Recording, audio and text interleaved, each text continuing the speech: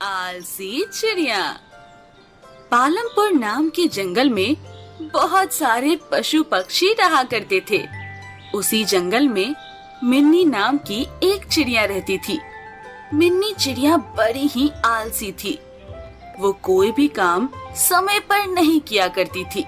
मिन्नी चिड़िया अपने पति चमको चीरा और अपनी सास गौरी चिड़िया के साथ रहती थी। उसके आलस की वजह से उसके घर वाले बड़े ही दुखी रहते थे। एक दिन की बात है, गौरी चिड़िया रसोई में काम कर रही होती है। तभी वहाँ पर चमको चीरा आ जाता है और अपनी माँ गौरी चिड़िया से कहता है, अरे माँ, आप क्या काम कर रही हो? मिन्नी कहाँ है? उससे कह देती, वो कर लेती रसोई का काम। हाँ, तू तो ऐसे कह रहा है जैसे मैं शौक से काम कर रही हूँ। क्या तुझे पता नहीं तेरी बीबी कितनी आलसी है? हाँ, मुझे पता है, पर जब तक आप उससे काम के लिए नहीं कहोगी तब तक वो कुछ नहीं करेगी। आपको उससे कहना चाहिए। वैसे कहाँ है मिन्नी? मैं अभी उसे बुलाता हूँ। और ये कहकर चमको चीरा मिन्नी चिड़िया को आवाज लगाता है। अपने पति की आवाज सुनकर काफी देर बाद मिन्नी चिड़िया कमरे से बाहर आती है और चमको से कहती है, क्या हुआ? क्यों बुला रहे हो? मुझे तो कोई सोने ही नहीं देता है। अच्छा, तुम्हें कोई सोने नहीं देता है? वैसे तुम्हें पता है सुबह कितनी देर पहले हो चुकी है और अभी 10 बज रहे हैं। खाना नहीं बनाना है क्या? बना लूंगी आराम से, अभी मुझे और सोना है। यदि तुम्हें इतना ज्यादा ही सोना है तो तुम अपने घर जाओ। मेरा और मेरी माँ का पीछा छोड़ो, आलसी कहीं की। ये सुनकर मिन्नी चिड़िया घबरा जाती है और अपने पति से कहती है, हाँ ठीक है, मैं अभी खाना बनाकर लाती हूँ, आप लोग जाइए।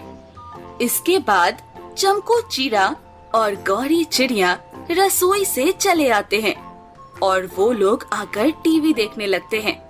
काफी देर हो जाती है पर अभी तक मिन्नी चिड़िया खाना बनाकर नहीं ला पाती।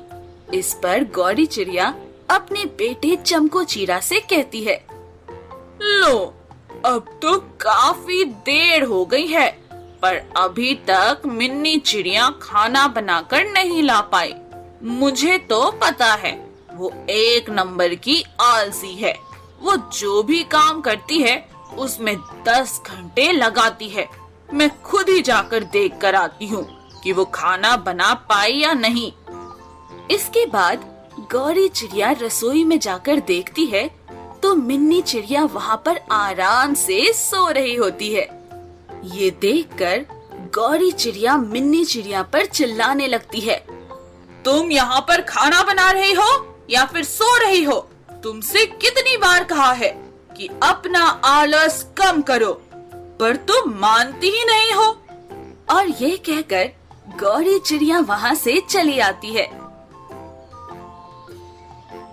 धीरे धीरे समय बीतता है पर मिन्नी चिड़िया का आलस कम ही नहीं होता है। एक दिन की बात है, मिन्नी चिड़िया सो रही होती है।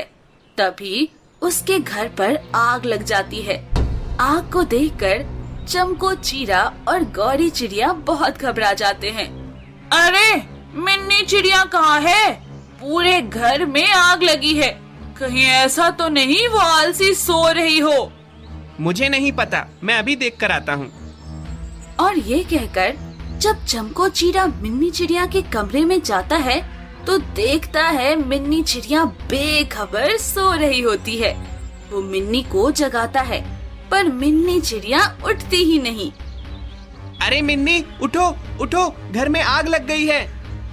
इतने में मिन्नी चिड़िया अंगड़ाई लेते हुई उठती है और जब उसकी नजर घर में लगी आग पर पड़ती है तो वो घबरा जाती है। अरे, घर में तो आग लग गई है, मुझे यहाँ से जल्दी निकालो। और मैं तुमसे क्या कह रहा हूँ, पूरे घर में आग लग गई है, अब चलो बाहर। इसके बाद चमको चीरा मिन्नी चिड़िया को घर से बाहर निकाल लाता है। घर से बाहर आने के बाद मिन्नी चिड़िया चमको चीरा से कहती है, मुझे तो पता ही नहीं लगा कि घर में आग लग गई। तुम्हें कैसे पता लगेगा? तुम तो सोकर ही 12 बजे उठती हो, तो तुम्हें क्या पता कि दुनिया में क्या हो रहा है? ये सुनकर मिन्नी चिड़िया को अपनी गलती का एहसास हो जाता है और वो चमको चीरा से कहती है, अब आगे से मैं कभी भी ज्यादा आलस नहीं करूंगी। आज मुझे पता लग गया, यदि आज आप सही समय पर नहीं आते तो मैं अपने आलस की वजह से अपनी जान गंवा देती। ये सुनकर चमको चीरा और गौरी चिड़िया खुश हो जाते हैं और फिर वो सभी लोग आराम से रहने लगते हैं। एक बार ब्यूटीपुर जंगल में कोमल नाम की कोयल बड़ी परेशान सी घूम रही थी। तभी उसको गिल्लू नाम का कबूतर दिखता है। वो आराम से बैठकर अपने लैपटॉप पर काम कर रहा होता है। कोमल गिल्लू से मदद मांगने की सोचती है। आप शायद काम में बिजी हो, पर मुझे आपकी मदद चाहिए। हाँ हाँ, कोई बात नहीं, बताइए ना। गांव में मेरी माँ बीमार है, मुझे उन्हें देखने जाना है। तो मैं इसमें आपकी क्या मदद कर सकता हूँ? आप चली जाइए ना। नहीं नहीं, पूरी बात तो सुनिए। अच्छा, हाँ आगे बोलिए। वो असल में ट्रेन की टिकट भी नहीं मिली, क्योंकि अचानक ही सब हो गया। मैं कुछ टैक्सी सा ढूंढ रही थी जिसमें मैं जल्दी से जल्दी पहुंच जाऊं और ट्रेन में सीट मिल जाए। आपको कब पहुंचना है? जल्दी से जल्दी जो भी ट्रेन मिल जाए। तो समस्या सिर्फ ट्रेन टिकट की है ना? हाँ, सबसे बड़ी वही है। अरे तो इसमें इतना घबराने की क्या बात है, मैं अभी कर देता हूँ। आप कैसे करेंगे, वो भी अभी? पहले मुझे स्टेशन तक तो ले चलिए। आप कैसे टिकट करवा देंगे? वो सोच में पड़ जाती है। अरे बहन, स्टेशन जाने की जरूरत नहीं है, मैं यहीं से करवाता हूँ। कोमल को कुछ समझ नहीं आ रहा होता है, पर गिल्लू फटाफट अपना लैपटॉप खोलता है, कोमल से उसके बारे में जानकारी लेता है और टिकट करवा देता है। अरे ये कैसे हुआ? ये क्या चीज है जिससे आपने इतना बड़ा काम चुटकियों में कर दिया? गिल्लू उसको थोड़ा समझाता है। आजकल तो गैजेट्स का जमाना है, हर काम घर बैठे हो जाता है, इतना परेशान होने की जरूरत होती ही नहीं है। अच्छा भाई, आपका धन्यवाद। वापस आकर आपसे जरूर मिलूंगी। वो स्टेशन के लिए निकल जाती है और गिल्लू वापस अपना काम करने लग जाता है। गिल्लू कबूतर ऐसा ही होता है, उसको गैजेट्स का बहुत शौक होता है। वो ज्यादा से ज्यादा काम गैजेट से ही करता है। सब उसको समझाते भी हैं कि इतना नहीं इस्तेमाल करना चाहिए, पर वो सुनता नहीं है। एक दिन उसके यहाँ पार्टी होती है। जंगल के सभी चिड़िया उसके यहाँ आते हैं, बस कुछ जो ज्यादा उम्र के होते हैं वही घर पर होते हैं। अरे गिल्लू भाई, मजा ही आ गया। तुमने ये जो अपने स्मार्ट स्पीकर पर इतने तेज गाने लगा रखे हैं, इनकी आवाज तो अलग ही है। इतनी तेज आवाज तो आज तक किसी स्पीकर में नहीं आई। हाँ, तो मैं तो बोलता ही हूँ कि गैजेट्स काफी अच्छे होते हैं, हमें ज्यादा से ज्यादा इस्तेमाल करना चाहिए। हाँ ना भाई, सही कह रहे हो। मैं भी अब जल्दी स्मार्ट वॉच खरीद लूंगा। गिल्लू के यहाँ काफी तेज म्यूजिक बज रहा होता है। बड़ी चिड़ियाओं को बहुत तकलीफ हो रही होती है, पर गिल्लू सुनता नहीं है। अरे ये क्या बात हुई, गाने से किसी को कभी कोई दिक्कत हुई है? ये सब फालतू की बातें हैं। बस सब चाहते हैं कि किसी तरह मेरी पार्टी बंद हो जाए। मिनी चिड़िया उन सब में थोड़ी समझदार होती है। नहीं गिल्लू, ऐसा नहीं है। तेज गाना बजाने से सच में परेशानी होती है, इससे हार्ट अटैक भी हो सकता है। क्या बकवास है, वो लोग बस इसलिए म्यूजिक बंद करवाना चाहते हैं क्योंकि वो अपनी उम्र के कारण पार्टी में नहीं आ पाए।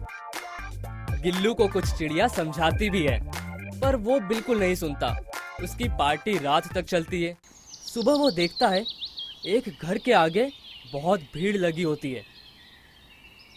अरे यहाँ इतनी भीड़ क्यों लगी है, और ये किसका घर है? इतनी देर में गिल्लू की ही बुआ जी पीछे से रोती रोती आती है। अरे बुआ जी, आप क्या हुआ, और आप रो क्यों रही हो? तेरे फूफा जी हॉस्पिटल में हैं। कल पता नहीं किसके यहाँ इतना तेज म्यूजिक बज रहा था। मैं तो अपनी सहेली से मिलने आई थी। तेज म्यूजिक तेरे फूफा जी सह नहीं पाए और उनको हार्ट अटैक आ गया। ये सुनते ही गिल्लू को अपने किए पर पछतावा होता है और आगे से वो गैजेट्स का कम इस्तेमाल करने की कसम खा लेता है। फिर वो सबसे माफ़ी भी मांगता है कि वो गैजेट्स का इस्तेमाल तो करेगा, लेकिन इतना ध्यान रखेगा कि उसको या किसी और को कोई नुकसान ना हो।